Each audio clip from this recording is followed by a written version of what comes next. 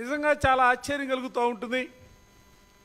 ఒక చిన్న జడ్పీటీసీ ఎన్నికకి సంబంధించి, చిన్న జడ్పీటీసీ అని ఎందుకు అంటున్నానంటే 10,600 ఓట్లు కలిగినటువంటి జిల్లా పరిషత్ ఉప ఎన్నికకి సంబంధించినటువంటి ఎన్నికలో అధికార పార్టీ తెలుగుదేశం పార్టీ చేస్తున్నటువంటి అక్రమాలు, అన్యాయాలు, వైఎస్ఆర్ కాంగ్రెస్ పార్టీ కార్యకర్తలపైన పెడుతున్నటువంటి అక్రమ కేసులు, బైండౌర్ల పేరుతో వందలాది మంది కీలకమైనటువంటి నేతలందరినీ కూడా ఉదయం నుంచి సాయంత్రం వరకు పోలీస్ స్టేషన్లో కూర్చోబెడుతున్నటువంటి వైనం, వీటిని దాటి ఎవరైతే కీలకంగా పార్టీలో ఉన్నారో వారందరిపైన దాడులు చేసే కార్యక్రమం, భయపెట్టే కార్యక్రమం, చివరికి నాయకులు సైతం కూడా ఎమ్మెల్సీ రమేష్ యాదవ్ లాంటి బలహీన వర్గాలకు సంబంధించినటువంటి నాయకుడిని, ఆ ప్రాంతంలో కీలకమైనటువంటి నాయకుడిగా ఉన్నటువంటి వేల్పుల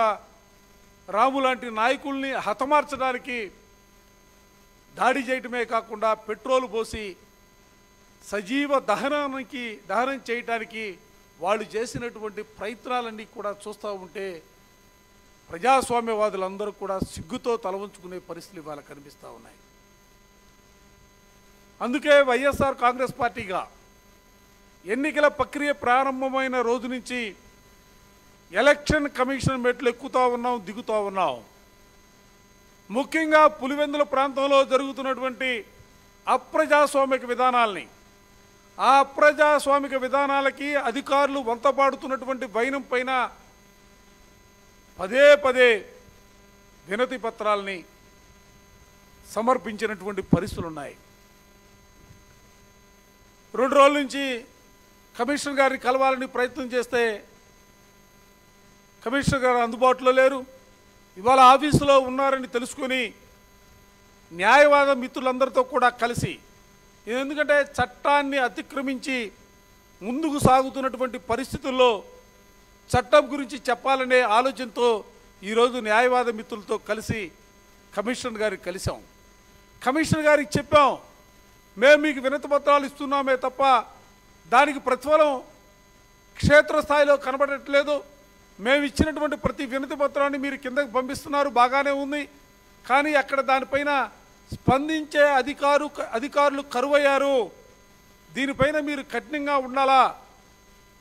మేమేదో మాకు అనుకూలంగా పనిచేయమని మేము కోరటం లేదు, ప్రజాస్వామ్యాన్ని పరిరక్షించమని చెప్పి మిమ్మల్ని అడుగుతా ఉన్నాం. ఎన్నికల కమిషన్ పోస్ట్ ఆఫీస్ మాదిరిగా ఉండకూడదు. ఎలక్షన్ కమిషన్ గతంలో విన్నాం, శేషన్ గారు అని చెప్పి ఆయన గురించి కథలుగా చెప్పుకున్నటువంటి పరిస్థితులు ఉన్నాయి. ఇవాళ అదే రకమైనటువంటి రీతిలో ఆంధ్రప్రదేశ్ సంబంధించినటువంటి రాష్ట్ర ఎన్నికల కమిషనర్ గారు అయినటువంటి తమరు కూడా ఆ విధమైనటువంటి మీకున్నటువంటి విస్తృతమైనటువంటి అధికారాలతో నిష్పక్షపాతంగా ఎన్నికలు జరిపించాలని చెప్పి మేము వారిని కోరాం. అదే సందర్భంలో ఎందుకంటే పోలీసు అధికారులు పెడుతున్నటువంటి అక్రమ కేసులపైన, దాంతోపాటుగా తెలుగుదేశం నాయకులు కడప జిల్లాలో ఉన్నటువంటి అనేక నియోజకవర్గాలకు సంబంధించినటువంటి వాళ్ళ కార్యకర్తలు, నాయకులు ఇప్పటికే పులివెందులో తిష్టవేశారు. పక్క జిల్లాల నుంచి వస్తూ ఉన్నారు. వారిని అడ్డుకోవడానికి కనీసం ఎక్కడా కూడా అధికారులు ప్రయత్నం చేయట్లేదు. వాళ్ళని అడ్డుకోవాలా? అక్రమంగా ఆ ప్రాంతంలో తెలుగుదేశం నాయకులే కాదు, ఏ రాజకీయ పార్టీకి సంబంధించినటువంటి నాయకులు ఎవరిని కూడా ఆ ప్రాంతంలో ఉంచడానికి వీల్లేదు. వారందరినీ కూడా బయటికి పంపించే కార్యక్రమాన్ని చేయాలని చెప్పి వారిని కోరటం జరిగింది. దాంతోపాటుగా అతి ముఖ్యమైనటువంటి, ఎందుకంటే ఇవాళ పోలింగ్ బూతులు మార్చారు. అసలు చాలా ఆశ్చర్యం కలిగింది. వారితో చెప్పాం, ప్రజాప్రతినిధుల ప్రాతినిధ్య చట్టం 1951 ప్రకారం సెక్షన్ 25లో చాలా స్పష్టంగా చెప్తూ ఉంటుంది చట్టం. ఎందుకంటే ఓటర్ల చేర్పులకి, తీసివేతలకు సంబంధించి కానీ, లేకపోతే పోలింగ్ కేంద్రాల మార్పులకు సంబంధించి కానీ ముందు నోటిఫికేషన్ ఇవ్వాలా, ఓటర్ల నుంచి అభ్యంతరాలు తీసుకోవాలా, దాంతోపాటుగా గుర్తింపు పొందినటువంటి రాజకీయ పార్టీలతో అఖిలపక్ష సమావేశం ఏర్పాటు చేయాలా, ఆ సమావేశంలో రాజకీయ పార్టీల అభిప్రాయాలు తెలుసుకోవాలా. ఆ తరువాత మాత్రమే ఈ మార్పులకి చేర్పులకి అవకాశం ఉంటుంది. కానీ ఇక్కడ పులివెందులకి ప్రత్యేకమైనటువంటి రాజ్యాంగంతో నోటిఫికేషన్ ఇవ్వరు, అభ్యంతరాలు స్వీకరించరు, గుర్తింపు పొందినటువంటి రాజకీయ పార్టీలతో సమావేశాలు పెట్టరు. ఇవన్నీ లేకుండా కేవలం కాగితాల మీద పోలింగ్ కేంద్రాల మార్పు. అసలు నిజంగా ఆశ్చర్యం కలుగుతోంది వాళ్ళు చెప్తున్నటువంటి సమాధానాలు అంటే. ఒకే గ్రామ పంచాయతీ అంటారు. అసలు ఎక్కడ గ్రామ పంచాయతీలో శివారు గ్రామాలు ఉంటాయి. ఆ శివారు గ్రామాలు మెయిన్ పంచాయతీకి ఆ శివారు ప్రాంతాలకి దూరం చూసుకుంటే ఇవాళ వీళ్ళు మార్చినటువంటి పోలింగ్ కేంద్రాలు 2 కిలోమీటర్ల నుండి 4 కిలోమీటర్ల దూరం వరకు మార్చినటువంటి పోలింగ్ కేంద్రాలు. ఏదో మా ఇళ్ల దగ్గర నుంచి కాదు మేము అడుగుతుంది.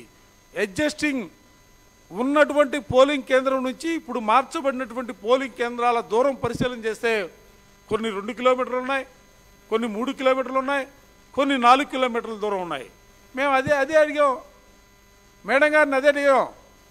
ఎన్నికల కమిషన్ మీరే పదే చెప్తా ఉన్నారు కదా, ఓటర్ల పోలింగ్ శాతాన్ని పెంచాలా, ప్రతి ఒక్కరూ కూడా ఓటు హక్కును వినియోగించుకోవాలా. దీనికి సంబంధించి అనేక సందర్భాల్లో అవేర్నెస్ క్యాంప్స్ కూడా పెడతా ఉన్నారు. కానీ ఇక్కడ జరుగుతుందేంటి అంటే 2 కిలోమీటర్ల దూరం నుంచి 4 కిలోమీటర్ల దూరానికి మీరు పోలింగ్ కేంద్రం మారిస్తే ఓటర్ అక్కడి వరకు వెళ్ళి ఓటు హక్కు వినియోగించుకోవడానికి అవకాశం ఉంటుందా? పోలింగ్ శాతం పెరిగిద్దా? దీనివల్ల ఏమిటి మీకు వచ్చే ఉపయోగం ఏంటి? సమాధానంలే. కేవలం క్షేత్రస్థాయిలో తెలుగుదేశ నాయకులు ఒక పథకం ప్రకారం వాళ్ళు పులివెందులకు సంబంధించినటువంటి జడ్పీటీసీ ఎన్నికల్లో ఏ విధంగానైనా కూడా గెలవాలని ఆలోచనతోనే ఈ పోలింగ్ కేంద్రాల మార్పుకి శ్రీకారం చుట్టారు. ఈ రాష్ట్రంలో అనేక చోట్ల ఖాళీగా జడ్పీటీసీ ఎన్నికలు జడ్పీటీసీ స్థానాలు ఉన్నాయి, చాలా చోట్ల ఎంపీటీసీ స్థానాలు ఉన్నాయి. ఆ జడ్పీటీసీ స్థానాలు ఎన్నికలు పెట్టరు. కేవలం కడప జిల్లాలో పులివెందుల జడ్పీటీసీ స్థానం, ఒంటిమిట్ట జడ్పీటీసీ స్థానం, ఈ 2 స్థానాలకు మాత్రమే ఎన్నికలు జరుగుతాయి. అంటే ఈ 2 చోట్ల కూడా వాళ్ళకు కావలసినటువంటి రీతిలో పోలింగ్ కేంద్రాల మార్పు కానీ, అధికారులను నియమించుకునే కార్యక్రమం కానీ, అడ్డదారులు తొక్కే కార్యక్రమం కానీ, అక్రమాలు చేసే వైనం కానీ ఏదో ఒక రకంగా ఏ విధంగానైనా కూడా ఎన్నికల్లో గెలవాలనే తలంపుతో వాళ్ళు చేస్తున్నటువంటి ప్రయత్నాలు మొత్తం కూడా కమిషనర్